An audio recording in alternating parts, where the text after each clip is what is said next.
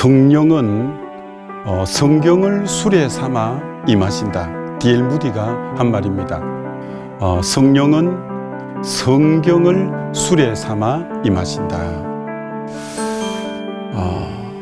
성령께서 우리를 인도하시고 말씀하시고 하시려면 우리가 하나님의 말씀을 많이 읽고 묵상하고 가슴에 새기는 이 부분이 우리에게 필요합니다. 정말 오늘 한국교회의 새로운 부흥은 전 정말 확신하는데요. 다시 한국교회 성도님들이 말씀을 가까이 말씀 중심으로 다시 돌아가야 된다고 저는 확신하고 생각하고 있습니다. 저의 삶에는 참 이 성경 말씀은 저에게는 너무나 참 생각하면 너무나 축복인데요. 제가 저의 그런 부분들을 간증하면서 말씀을 좀 나누어 볼까 생각합니다. 저는 81년도 제가 일반대학 81학번인데요. 그때 난생 처음 주일 저녁에 제 발로 교회를 저녁 예배에 81년 5월 24일 저녁에 교회로 나갔습니다.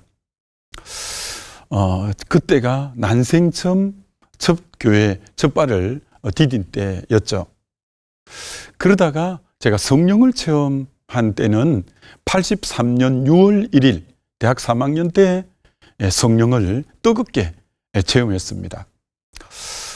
제가 성령을 체험하고 저에게 일어난 세 가지 굉장히 큰 변화는 첫 번째는 기도였습니다. 그때부터 83년이니까 지금 정말 딱 40년 됐네요. 만 40년 동안 정말 새벽에 무릎을 꿇으면 지금까지 오늘 새벽까지도 마찬가지네요. 거의 7시 반에서 8시까지 40년 동안 거의 변치 않고 기도의 무릎을 꿇어왔던 것 같습니다. 아마 앞으로 은퇴하는 그날까지, 아니 주님이 부르시는 그날까지 이 기도의 무릎은 지속될 것이라 확신하고 있습니다. 두 번째, 저에게는 성령이 저에게 임했을 때 전도였습니다. 이 기쁜 소식을 전하지 않고는 어떨 수가 없어서 정말 복음을 너무너무 복음 전하는데 제가 느끼기로는 이렇게 느꼈습니다. 지남철에 쇠붙이가 올라붙듯이 사람이 전도되었습니다. 제가 대학 3학년 때 성령 체험 받고 주일학교 교사가 너무 하고 싶어서 제가 6월 1일이니까요. 성령 받은 날이. 그때 다 교사가 채워져 있을 때 아닙니까? 근데 어떤 여선생님 한 분이 시집을 가고 남학생 초등부 4학년을 맡았는데 3명인가를 맡았는데요. 제가 99명을 전도했거든요. 그때 정말 이 뜨거움은 말할 수가 없었습니다. 그때부터 지금까지 한결같이 이 복음 증거에 정말 참 한 걸음 못 달려온 것 같습니다. 그 다음에 성령 받고 세 번째, 저에게는 오늘 이 부분을 좀 집중적으로 나누고 싶은데요.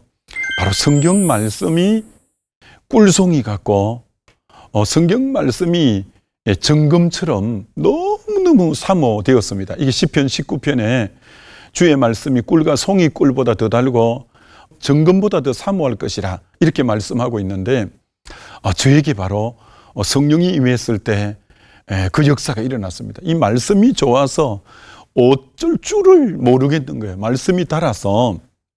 제가 그때 사실 일반대학 공대에 다녔는데요. 그때 공대 3학년 이제 2학기로 넘어갈 점이니까 굉장히 바빴어요. 읽어야 될 도서도 많고, 리포트 제출도 많고, 여러 가지가 많았지만 너무 말씀이 좋아서 시편을 읽다 보니까 작은 소리로 읊조리면서 읽어라. 이렇게 나와서 그때부터 제가 작은 소리로 읊조리면서 이렇게 읽었어요. 태초에 하나님이 천지를 창조하시니라. 땅이 혼돈하고 공허하며 흑암이 깊음 위에 있고 하나님의 씨는 수면에 운행하시니라. 하나님이 가라사대 빛이 있으라으며 빛이 있었고 하나님 보시기에 좋았더라. 저녁이 되고 아침이 되는 이 첫째 낮이니라. 이런 식으로 조곤조곤 소리를 내어서 쭉 읽었는데요. 하루에 몇 장씩 읽기로 제 자신이 이제 다짐을 했냐면 하루에 20장씩 소리 내어 읽기로 하고 수첩 맨 앞에 원력이 나오는 거기 날짜별로 20장 읽은 거를 늘 체크를 하면서 읽었습니다. 어떨 때 25장을 읽으면 20장을 써놓고 플러스 5는 2월 되어서 넘어갔고요. 그래서 월말이 되면 플러스 마이너스 완급 조절을 해서 플러스가 많을 때는 신앙서적이나 학과 공부에 집중했고요. 마이너스가 좀 많이 2월대에 넘어왔을 때는 시간을 좀 더 많이 내어서 성경을 읽었고요. 여러분 하루에 20장씩 처음부터 이렇게 읽으면요 2달에 1도 갑니다. 2달에 1도. 그래서 제가 대학 3학년 때부터 정말 2달에 1독씩을 쫙 이렇게 했는데요. 창세기부터 계시록까지 항상 통독을 그렇게 했습니다. 그렇게 해서 36독째를 읽으니까 성령께서 저에게 이런 마음을 주셔요. 이제는 통독을 하지 말고 금별로 좀 깊이 연구하면 좋겠다. 그래서 그때부터는 이제는 통독을 안 하고 금별로 그렇게 읽기 시작했습니다. 저에게는 성령님이 이렇게 역사해 주셨어요. 말씀이 너무 좋아서 어쩔 줄을 모를 정도로 말씀 읽을 때마다 새로운 게 깨우칠 때 정말 말씀에서 보화를 발견하는 것 같은 그런 기쁨이 저에게 있었습니다. 그랬더니 하나님이 그때그때마다 굉장히 좋은 분들을 만나게 하고 좋은 또 보조자료를 만나게 해주셨어요. 어빙 젠센의 차트식 성경 공부, 헬리타 미어저 여사의 성경 파노라마 등등의 그런 좋은 또 같이 읽을 수 있는 책들도 계속 또 만나게 해주셔서 이 책 읽고 성경 읽고 이렇게 하면서 성경을 그렇게 읽어 나갔어요. 전 참 말씀이 너무너무 좋았죠. 전 사실은 공대 다녔고 안 믿는 가정이었기 때문에 목회자가 된다는 건 한 번도 생각도 상상도 해본 적이 없는데 그 성령 체험하고 하나님이 이 길로 부른다는 너무 강한 확신 가운데 대학을 졸업하고 군을 갔다 오고 이제 신학을 하고 오늘 참 목회자가 되었는데요. 저는 그때부터 이 성경을 가까이 한 이 부분이 저에게는 오늘 목회하는데도 엄청난 자산이 되어졌습니다. 여러분 성경을 연달아 계속 읽고 묵상하면요 성경이 거의 머리에 입력이 다 되지 않습니까? 그래서 전 창세기부터 계시록까지를 참 마음판에 많이 새겼던 것 같습니다. 이렇게 새겼죠. 창세기 하면 1장부터 50장까지 된 책, 이건 둘로 나누어져 있구나. 1장부터 11장까지가 원역사, 네 사건, 창조, 타락, 노아 홍수 심판, 바벨탑 사건. 원역사는 네 사건으로 되어졌구나. 12장부터 50장까지 이 족장 시대구나. 아브람, 이삭, 야곱, 그 다음 12아들. 이게 창세기구나. 출애굽기는 40장으로 되어진 책인데 이것도 둘로 구분되어져 있구나. 1장부터 19장까지, 20장부터 40장까지. 1장부터 19장까지는 12장의 유월절 사건 때 출애굽하게 되고 그래서 시내산으로 가서 시내산 올라가는 내용까지가 이게 1단락으로 출애굽기 1장부터 19장 내용이구나. 20장부터 이제 40장까지는 시내산에 40일 금식 기도하고 두 가지를 받아 내려오는데 한 가지는 바로 율법에 대해서 613조의 율법을 받아 내려오고 또 한 가지는 성막 설계도를 받아 내려와서 성막을 완공하는 내용까지 성막을 완공했더니 거기 하나님의 영광의 구름이 가득하더라 이러면서 마치는 내용이 이게 출애굽기구나. 레이기. 레이기는 이제 성막 다 완공했으니까 거기서 어떻게 하나님께 예배하는가. 1장에는 레이기 1장의 번제, 2장의 소제, 3장의 한목제, 4장의 속제제, 5장의 속건제, 6장의 위임제 하면서 5제사 7절기에 대해서 써놓은 책이 레이기구나. 레이기의 주제구절이 내가 거룩하니 너희도 거룩하라는 하나님 앞에 이제 성막을 만들어 놓았으니까 어떻게 예배하는가를 기록해 놓은 책이 레이기구나. 그 다음 민수기. 지금 출애굽에서 시내산까지만 갔으니까 이제 시내산부터 가나안 입구인 모압 평지까지 가는 여정을 기록해 놓은 내용이 민수기구나. 그래서 현대인의 성경에 민수기의 책 제목이 광야 방랑기, 광야를 지나가는 그 방랑기를 기록해 놓은 게 민수기구나. 근데 왜 이름을 민수라고 했지? 한문으로 보니까 백성민자, 숫자. 그래서 백성의 수를 계수한다고.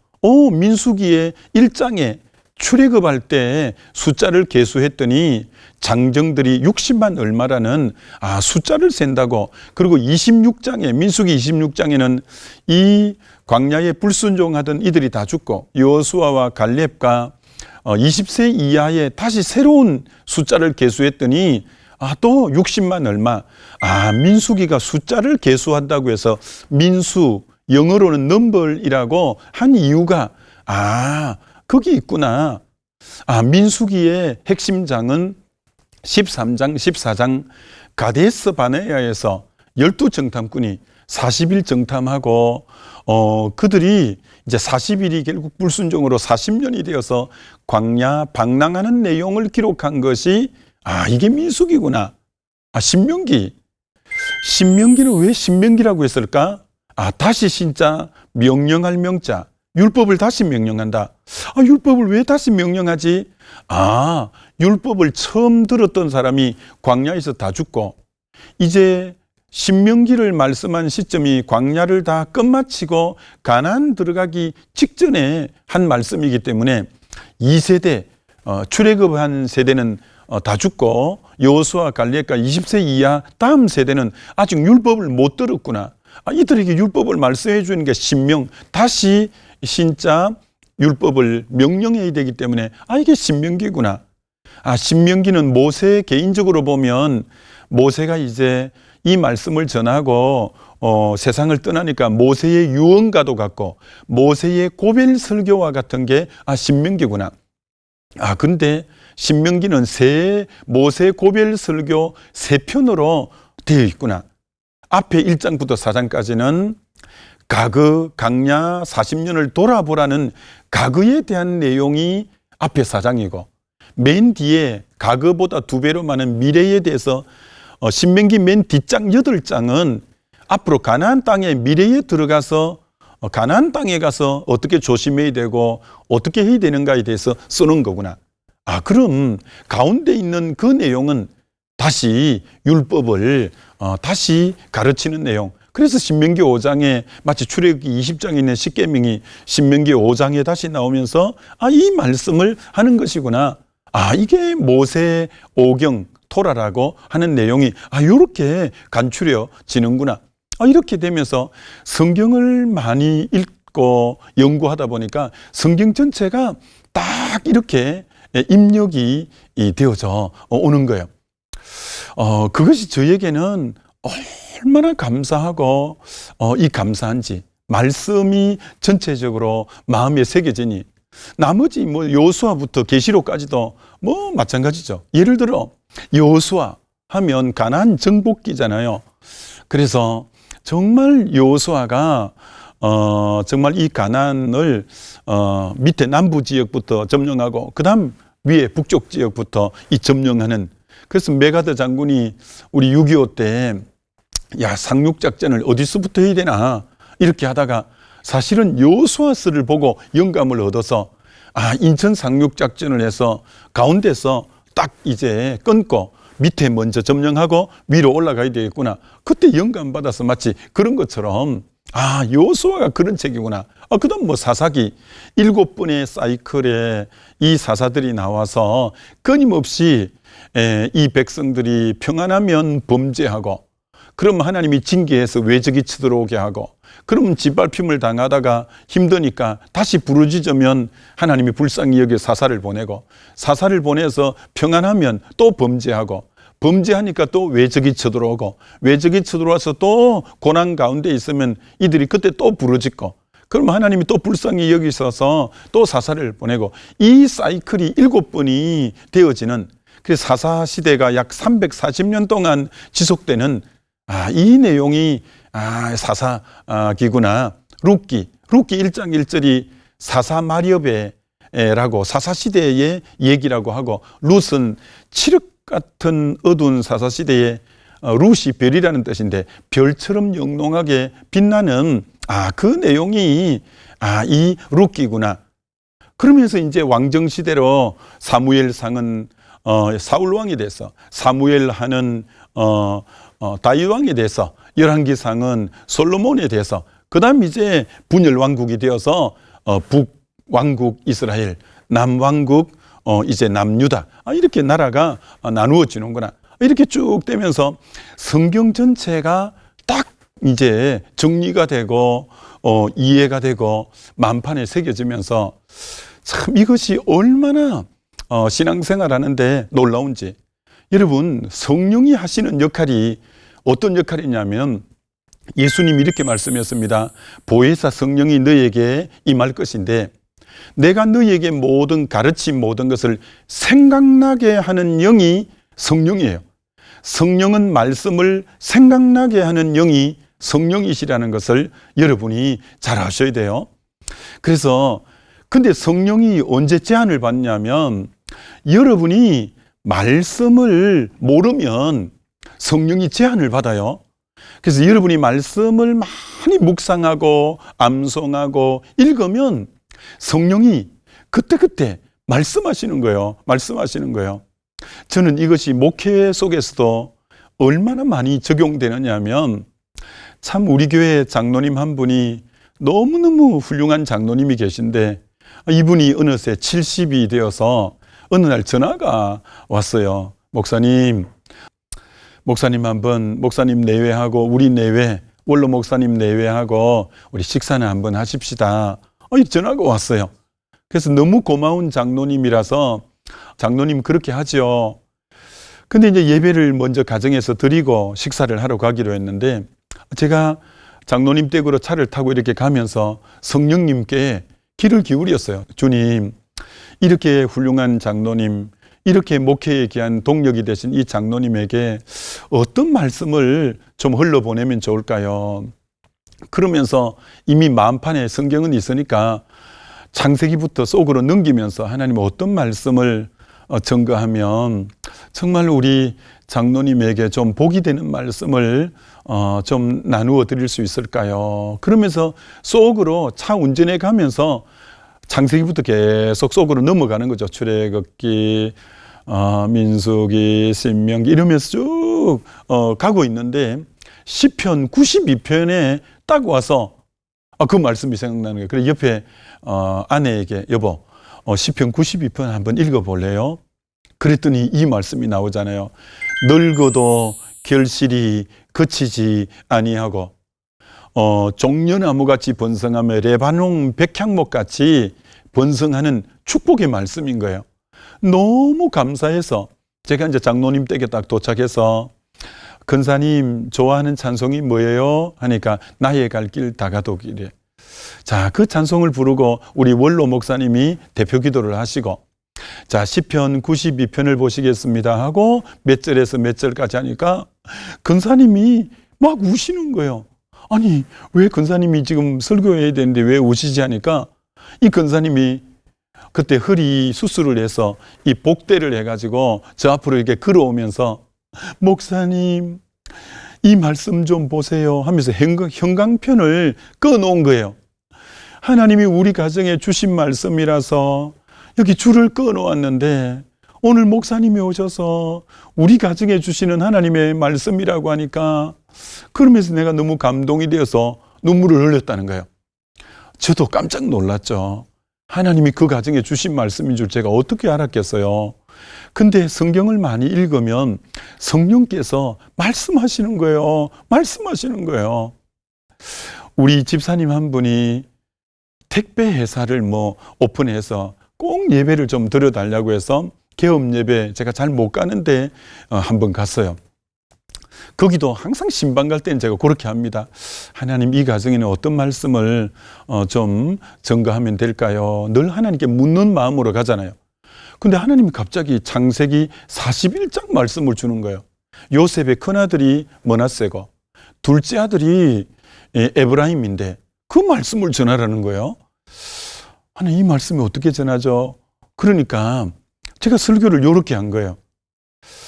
요셉이 형들이 자기를 팔아먹고 원한이 있고, 보디발의 아내가 자기에게 누명을 씌우고 감옥에 들어가서 원한이 있고, 그런데도 불구하고 첫 아들을 므낫세를 놓으면서 잊어버린다, 용서한다, 그런 뜻인 거죠. 므낫세가 다 잊어버리겠다, 용서하겠다. 둘째 아들은 에브라임, 장성하다, 번성하다는 뜻이거든요. 하나님이 이렇게 말씀하잖아요. 그 개업하는 집사님에게, 집사님, 므낫세를 해야 에브라임이 될 수 있습니다. 집사님, 누군가의 관계성 속에서 용서하고 그런 부분들 다 풀어야 하나님이 에브라임 창성하게 하시겠다고 합니다. 하니까 막 부인이 하나님이 우리 남편에게 주신 말씀이라고, 그 남편이 누군가의 관계가 그렇게 뒤틀려져 있다는 거예요. 그걸 제가 어떻게 알았겠어요. 여러분, 말씀을 깊이 묵상하면요, D.L. 무디가 말한 것처럼 성령은 성경을 수레 삼아 임하신다라는 것처럼 정말 하나님이 가장 합당한 말씀을 주실 때가 많아서 깜짝깜짝 놀랄 때가 너무 많은 거죠. 정말 그래서 저는 우리 성도님들 공식처럼 이렇게 외우라고 합니다. 맨 첫 번째는 진리의 영이 임하게 해달라고. 요한복음 14, 15, 16장에 성령을 진리의 영이라고 했습니다. 진리의 영이 임하게 해달라고 첫 번째 기도하라, 이렇게 말씀하고, 진리의 영이 임하면 두 번째는 시편 19편. 그러면 주의 말씀이 꿀송이처럼 달고 정금처럼 귀하게 되죠. 그럼 세 번째, 그 말씀이 꿀송이 같으면 읽지 말라 해도 주야로 묵상하게 되고, 그러면 그가 복 있는 자가 되고 시냇가에 심은 나무와 같이, 그러면 시편 1편과 같은 인생이 되어지죠. 그리고 주의 말씀을 마음에 두면 범죄하지 않는다고 시편 119편 9절로 11절에 나오고, 그리고 주의 말씀이 내 발의 등이고 내 길이 빛이 되는 시편 119편 105절이 되고, 이런 말씀을 깊이 묵상할 때는 지혜와 명철이 시편 119편 98절, 99절, 100절에 스승보다 노인보다 원수보다 지혜와 명철이 뛰어나다고 말씀하고 있습니다. 그 정도가 아닙니다. 주의 법을 사랑하면 시편 119편 165절에 주의 법을 사랑하는 자에게는 큰 평안이 있고 장애물이 없으리라, 이렇게 말씀하고 있습니다.